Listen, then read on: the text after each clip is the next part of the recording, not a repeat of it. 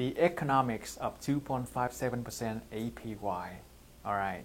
So before telling you a story, just make sure I don't forget, if you are interested in growing deposit, you can check out a webinar that I prepared for you, share with you the entire strategy, how I help one bank grew their deposit to $2.9 million in just 90 days. You can type in, go to bankwebinar.com and you just check it out. Okay, so what's the story here? So the story is this. I recently came across an article from CNBC talking about a company called Wealthfront with their high yield account. They brought in $1 billion in just a few months.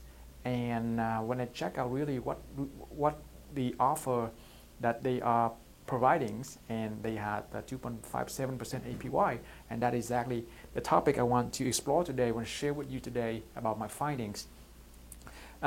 It's really fascinating because I want to find out exactly, how they can afford to pay the highest yield of 2.57% APY, because that's really fascinating, right?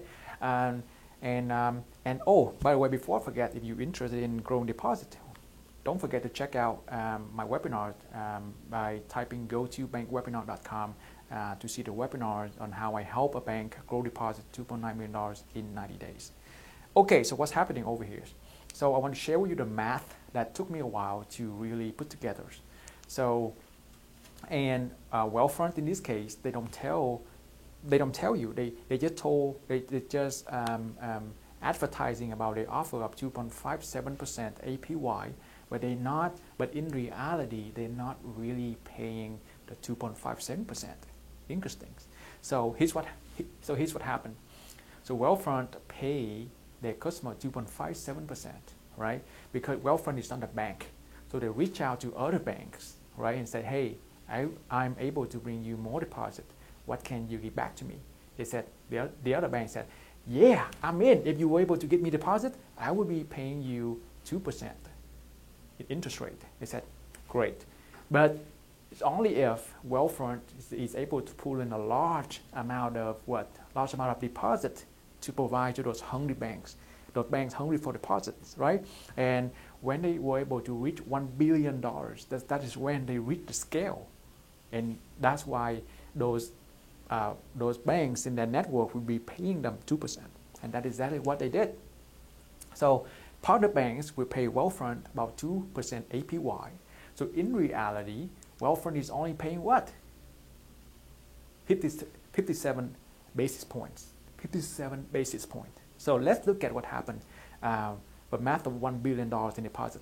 So with $1 million, well, I forgot, Wealthfront already secured $75 million in fresh funding, right? Fresh funding from investors, from VCs, right? So let's talk about the $1 billion in deposit.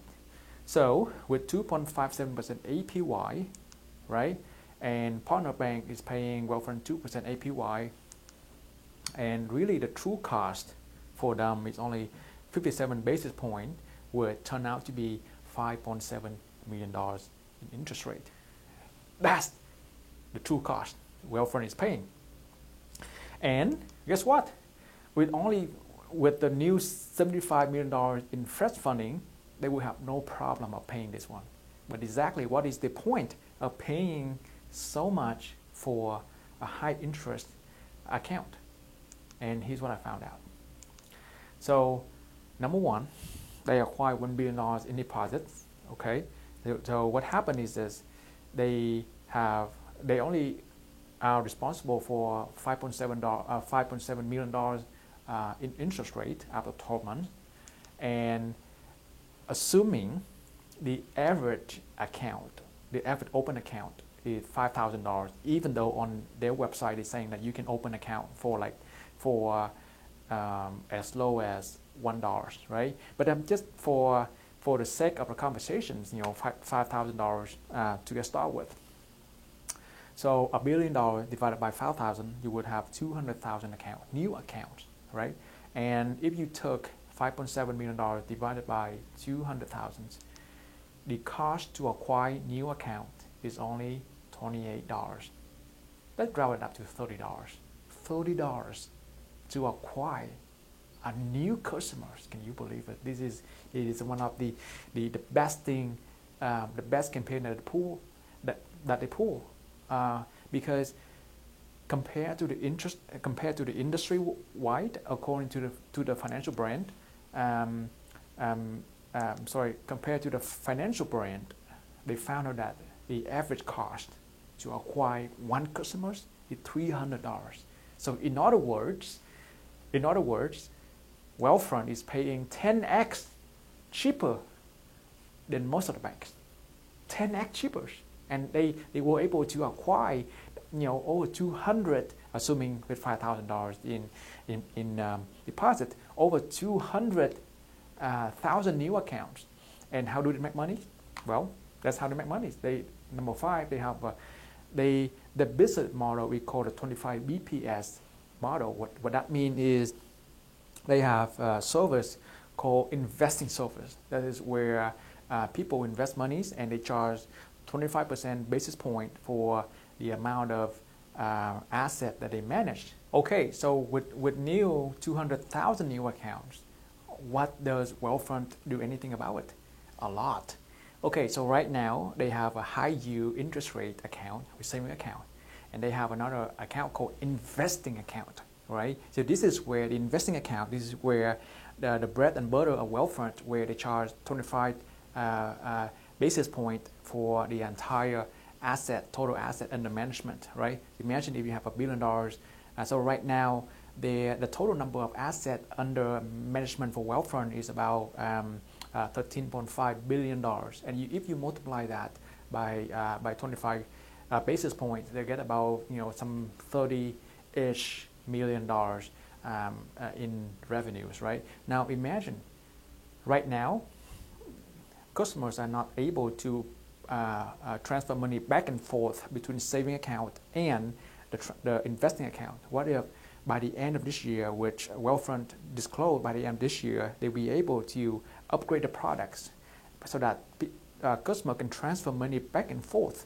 So what does it mean? It means that the asset under management for Wealthfront will be increased, and so does the revenues, right? And they were able to do that because they got $75 million in backing from VCs, and they're only paying only 57 basis point for the high yield account, which they can use as a bait to get more and more people coming to their funnels, right? So that is exactly their math and what they want to achieve with these campaigns, because they want to have lots of scales and acquire new customers at a very cheap side.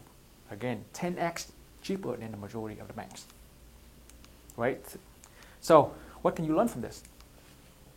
So like I said, you might want to join the pack, right? Offering a high yield account to attract more people and grow your deposit. You can do that way, just like I checked from bankrate.com. This is all of the options available on the market with high money market accounts that you can do. And once again, you got to understand your numbers so that you can offer, or you can do an upsell or cross-sell multiple other services so that you can make up the acquisition cost of new customers, right? So you can end up profitable. If you do not think through this very well, you may end up losing money, right? So anyway, so there's another option besides joining the pack. The other option is that oh, by the way, I forgot. So this is the example of Buc-ee's, right? So Buc-ee's, they make sure that they have a cheaper gas compared to other competitors. But when people enter Buc-ee's, see what happens? They have so many different products that you can buy, and that's exactly what they call upsell and cross-sell. So they offer you a cheaper gas price, but when you go in, you end up paying even more, right? So that's really, if you can mimic something like what Buc-ee does right now, you will end up getting better, right? You can offer 3% or 5% because you know exactly when people come in, people will buy more, okay? All right, so let's talk about the next strategy. Oh, I think we may need to cut this one. Because that's short of repeatings.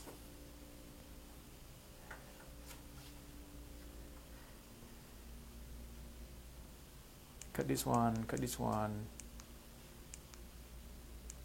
So, okay, so besides joining the pack, you can start with, with this second strategy about offering a new thing, new product or services to grow deposit without offering a high yield account, right? And there are several options that you may ponder. And the first one helps saving account. Maybe second one is treasury management. How about wealth management? And you said, hey, Michael, it's really hard. You may think, oh, it's really hard to grow deposits in these offers because of its complexities and things like that. And I totally understand with you because that is exactly what we did to help our clients.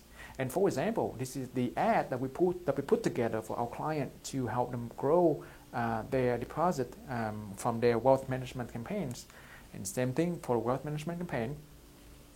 And if you look at the webinar that we put together, how one community bank grew deposit to $2.9 million in just 90 days. So this is where I review the entire strategy on how this bank used the wealth management campaign to grow its deposit to over $2.9 million in just 90 days. If you're interested in this webinar, you just type in go2bankwebinar.com to see the results. Okay, and so you will see that we were able to help our client, beat the big four at their own game. The big four I'm talking about is Edward Jones, is Fidelity.com, is TD-Ameritrade.com, Merrill Lynch.com, right? So we were the blue line is actually us, our client, right? Our client. And if you realize there's a huge gap between our client in the result between our client and the big four, so that shows you how efficient and how profitable the campaign is in order to get them to the result that they want. And again, this is exactly the same process that we use to help this client, use wealth management a product or services to increase their deposit to $2.9 million in just from just $66,000 in advertising budget. That's over 4,000% ROI, and that's exactly why I'd like to invite you to the webinars just by typing go2bankwebinar.com to see the entire presentations.